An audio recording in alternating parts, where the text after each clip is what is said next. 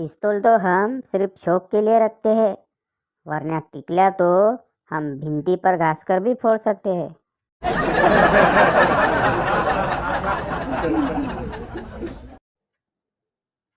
Eco friendly Diwali कशी साजरी करावी?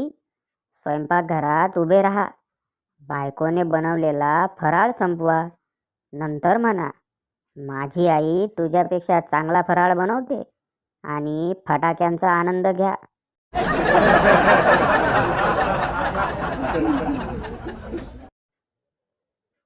या दिवाळीत चकलीचे 5 प्रकार आले आहेत मार्केटमध्ये.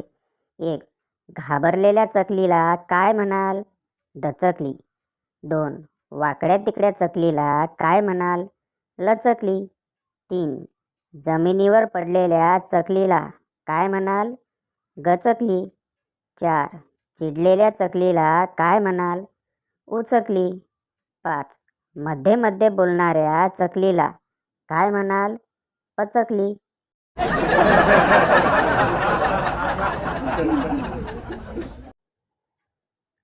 खरे फटाके तर दिवाळीनंतर फुटणार आहेत, जेव्हा सर्वांची एक्झाम सुरू होईल.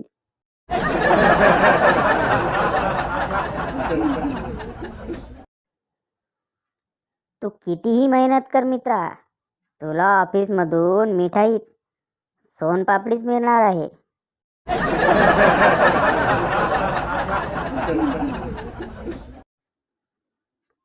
जोपर्यंत टीव्हीला मोती साबणाची ॲड येत नाही, तोपर्यंत दिवाळी जवळ आल्याचा फीलच येत नाही.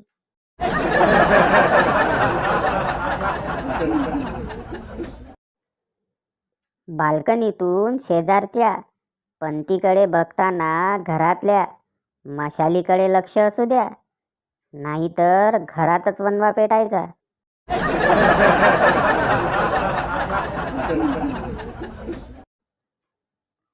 लाडू करताना लाडूला काजू फक्त टोचावा आणि पुन्हा काढावा. खाणाऱ्याला वाटते नेमका आपल्याच लाडूचा काजू गळून पडला असावा.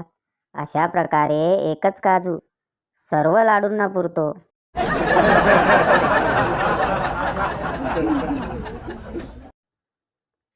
दीपावली धमाका.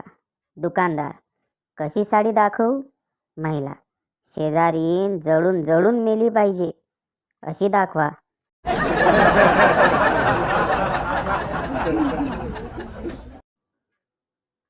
चिंगी, काय ग, काय झाले, का रडतेस? पिंकी, अगं एवढं शिकून डेंटिस्ट झाले आणि नवरा गुटखा खाणारा भेटलाय.